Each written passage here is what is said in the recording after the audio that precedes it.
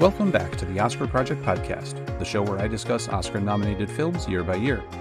I'm your host, Jonathan Easterberg, and today I'm bringing you an interview with Daniel Salas, director of the short film Wired, which was selected as a finalist for the 2024 Student Academy Awards. Before I jump into the interview, please be sure to subscribe to the show in your podcast player so you can get all the newest episodes as soon as they are released. If you like the interview and want to hear more, please consider leaving a rating and review in Apple Podcasts or Spotify. Daniel Salas is an experimental filmmaker who is in his final year as a graduate student at the Dodge College of Film and Media Arts at Chapman University. He joins me on the podcast today to talk about his short film, Wired, which was selected as a finalist in the experimental category of the 2024 Student Academy Awards. Daniel, welcome to the show. Thank you for having me. So your film is a short about a man who appears to have some sort of technological augmentation, and he's struggling to deal with his new reality. What was the inspiration for the film? A lot of the inspiration kind of came from filmmakers that I really delved into the body horror genre. Specifically, the main one was really David Cronenberg. Videodrome was a big influence on this movie, and I just had this interest also in technology and the obsession of it, and I wanted to see how I could exaggerate that with a film of this nature. And so that was really kind of the curiosity that kind of led me to make this type of project. Just a lot of ideas coming in based off of what I was watching. Sure, that makes sense. Now you use a lot of flickering images, and you even have a warning at the beginning of the film that the flickering images could trigger some viewers.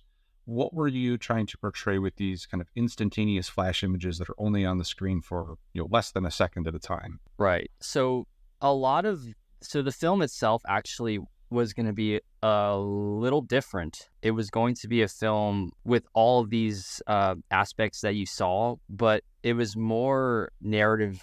There was a lot more. It was more easier to follow, I guess, and it had to do with this man is here, and he has this procedure on him to relieve himself from this emotional grief that he's been having based off of his dead wife. But because of how we altered it due to difficulties on the set, we had to pivot and create a different film with what we had. And so since a lot of it was how we edited was based off of feel, and we were kind of going based off of how is this technology breaking this individual's mind?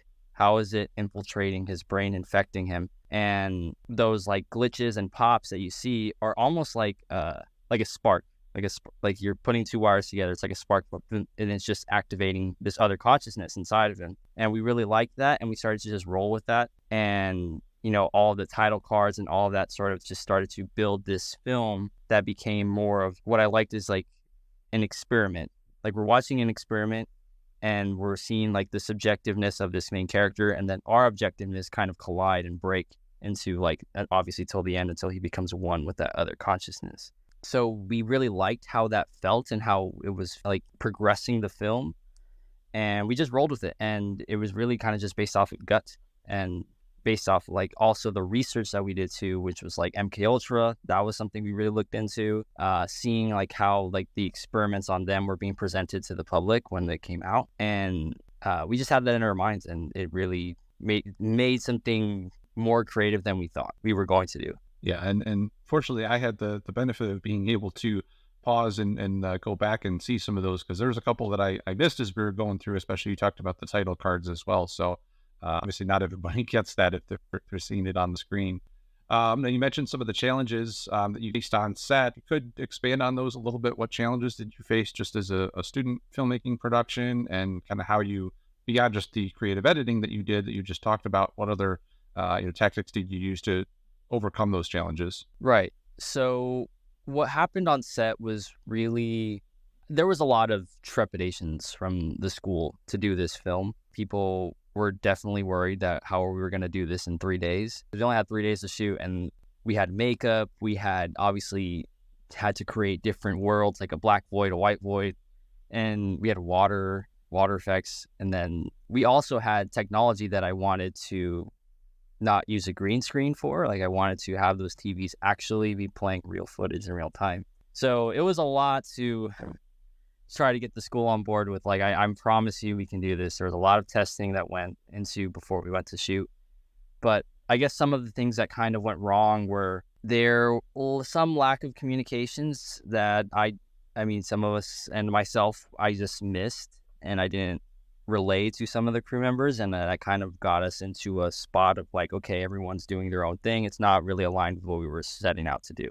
So a lot of things kind of fell apart. But once we got our footing and we started to have a lot more confidence and know exactly what we're doing, a lot of things started to get done a lot faster and a lot more efficiently. And so I think it might have just been jitters. It might have been nerves doing something, because this was like this was definitely my biggest project to do. And I think we definitely felt the nerves. And, I learned a lot from that is just to keep calm. We prepped and, just keep calm. Everything will be all right as we go on, because we did so much prep on the movie. So, and then also, I guess some of the makeup wasn't coming out correctly. That was a big one. Prosthetic on the doctor, in that first scene with her and Matt, Jennifer. We cut away from her piece because it didn't come out right out of the mold, and so we were so pressed for time that the makeup artist couldn't really do her best work on it because we were just losing so much time. So when we got into the edit, we were like, there is a way we can cut around this. And we did it in that way where it's like, okay, she's going to turn it on, and then it's going to turn on his, and then we're going to see everything kind of play out from there. So that was a big one. Definitely also the fact that the house that we were in was it was just dusty. Like I lost my voice on the last day, and I was very it really made me sick. I don't know if that was also plus the stress, but yeah, the environment also was just super, super crazy. And then also this owner had dogs on the set, his dogs. And so we told him we were going to put the furniture outside.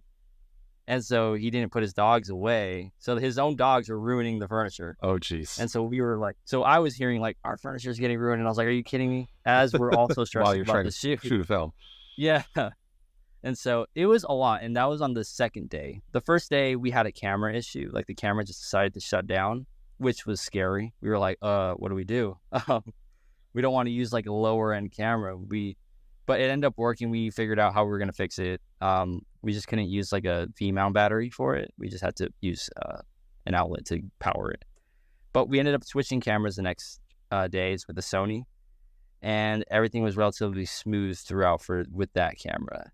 And then on the third day, it was relatively smooth. We kind of understood where we messed up and just shot the rest of the film. And but yeah, a lot of challenges that kind of influence how we made the movie in post-production, because the post-production was super intense. Yeah, a lot of challenges there, but a lot of learning from those, it sounds like, in the process of making it. Yes. No, I also love how you were talking earlier about the visuals with the scratches and things. I like how the sound supports that. Anytime we get those quick hits of those kind of flashing images, we get sound that mirrors that and mimics that in an audio fashion. How important was it for you to make that sound really support the visuals of the film, and also vice versa? Very.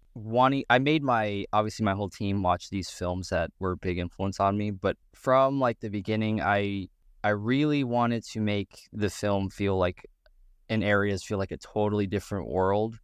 And at the time, I was also taking a sound class with the professor, and I'm not a sound student, I'm a directing student, but I wanted to just sit there and see how sound can, be used versus just the basics of it. And he talked about one of the big things that I really took away from my professor, Michael Kowalski, was he would say, use an example Blue Velvet.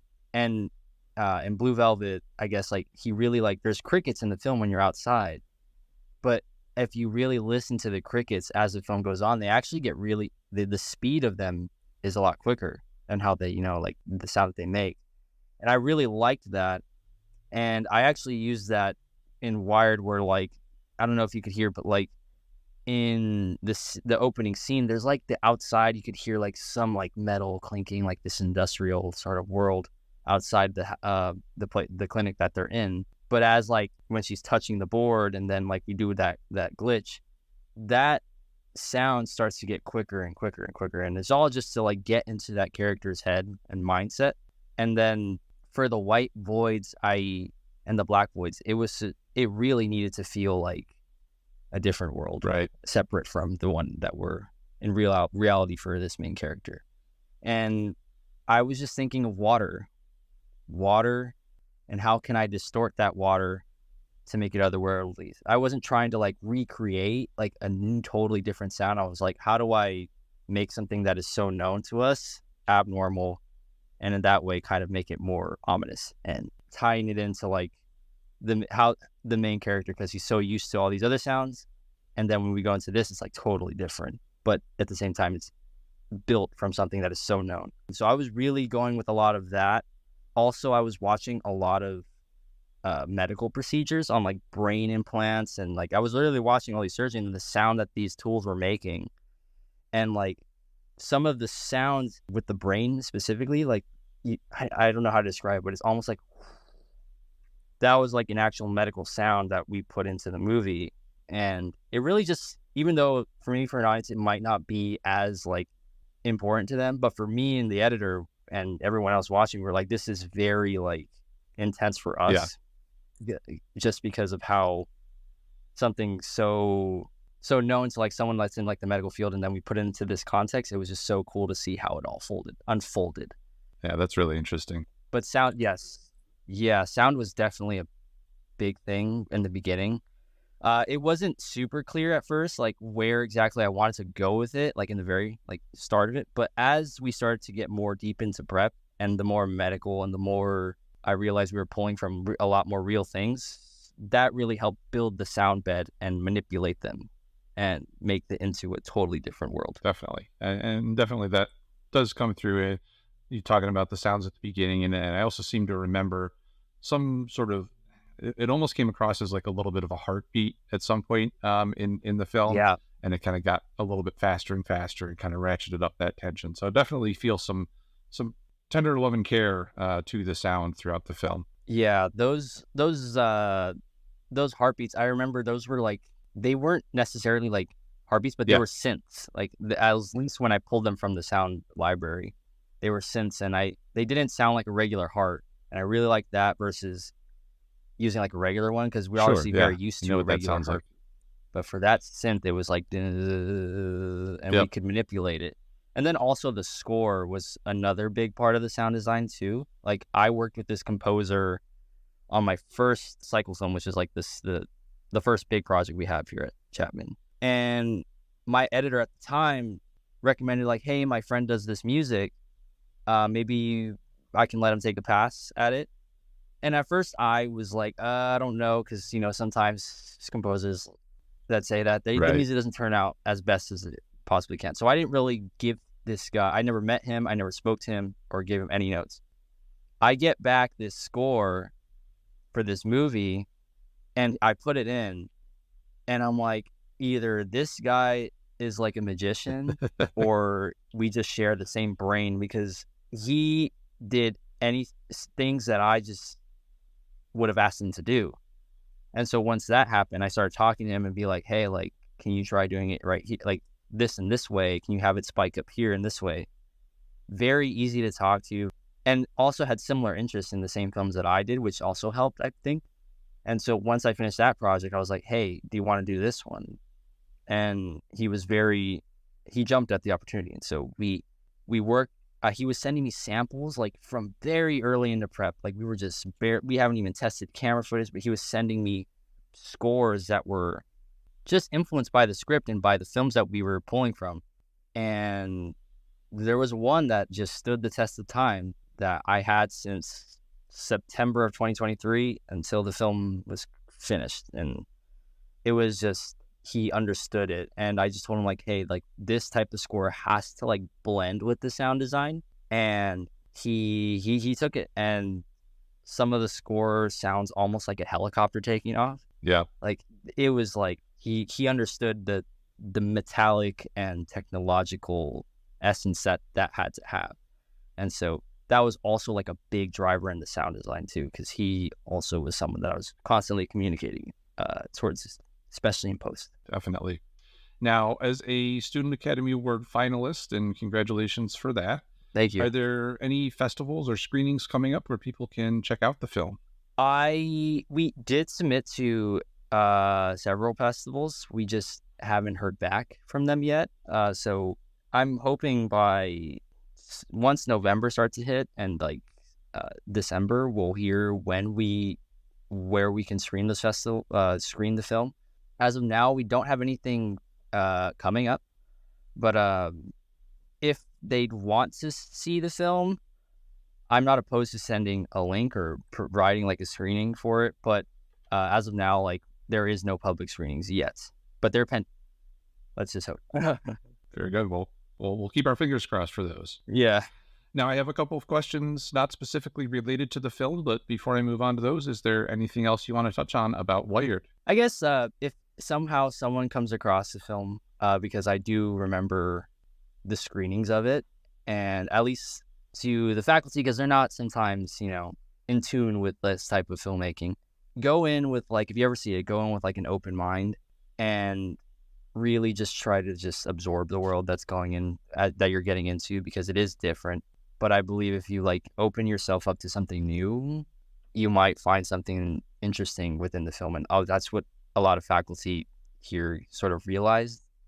Like the man who told me to submit to the Student Academy Award, my professor, very narrative professor, super not experimental. I mean, he was the producer of Valley Girl. I don't know if you've seen that film. Okay. Yeah, so he was my advisor on this project, and he was just like, like when I was going to go shoot this, he was like, God be with you, man. And I was like, all right. But he was able to see something in it, and he really told me, like, submit to this because there might be something, there's something there. Like, you never know what can happen. I was like, all right, if you're telling me this, I'm going to do it. And so I fixed up the film, sent it, and now here we are. But yeah, just going with an open mind. You might not know what you might get out of it. Definitely. Now, this might be the hardest question I ask, but if you had to pick your top 3 films of all time, what would they be? Oof. Damn. Okay. Well, I know my number 1 is definitely Mulholland Drive. I love that movie. Definitely number 2, Videodrome. I can't live without that film. Number 3, I'm going to go out of the genre here, but definitely it's a film that totally impacted me in my life and how I also just see films differently because of it. It's Paris, Texas, Wim Wenders. Okay. Excellent choices there. Similar question, but if you could invite any 3 movie characters to your next dinner party, who would they be and why? Oh my gosh. I definitely would love to have Henry Spencer from Eraserhead. I'll also Seth Brundle from The Fly. And just the Elephant Man from David Lynch's film. I think those 3, and I just want to see what everyone's interactions will be like, and maybe make a weird skit out of it. They're totally different people, totally different personalities. Definitely would be interesting to see. Excellent. And lastly, do you have any books that you could recommend that you've read recently? They could be fiction or nonfiction and don't have to be related to movies. I'm currently reading a graphic novel. It's my friend gifted this to me. I had to stop because I was obviously doing it. I was doing Wired at the time, but I'm getting back into it. It was this graphic novel called Monsters from Barry Windsor-Smith. It's really interesting. It's like, so far as I'm into it, it's like they take this guy and they experiment on him, and he's just like totally changing, and his body's just like altering itself. So it's a really interesting read so far. That's something I'd recommend if you're into like body horror. It's really cool. Excellent. Well, we'll put a link to that in case folks want to check it out.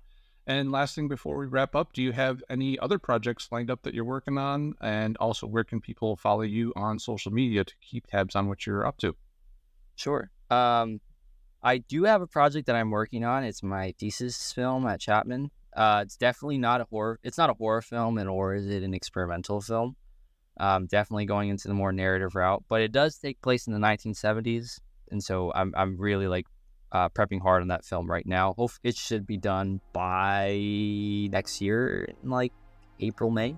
And for social media, you can follow me on my Instagram. I can send this to you through email, but it's at DES_ALAS. But I'll also send it to you if you want. Perfect. Yeah, we'll include a link in the show notes for that as well, so people can follow you on social. Well, Daniel, thank you so much for the time today. I really appreciate you sharing your film and hearing some of the things that went into making it. Thank you. Thank you for having me, Jonathan. Thank you again to my guest today, Daniel Salas. His short film, Wired, was selected as a finalist for the 2024 Student Academy Awards. The Oscar Project podcast is written and produced by me, Jonathan Eacherberg, with editing assistance from Joshua Eacherberg. Please be sure to come back for my next episode where I'll be speaking with Louisa Connolly-Burnham, director of the short film Sister Wives. Until then, I hope to see you at the movies.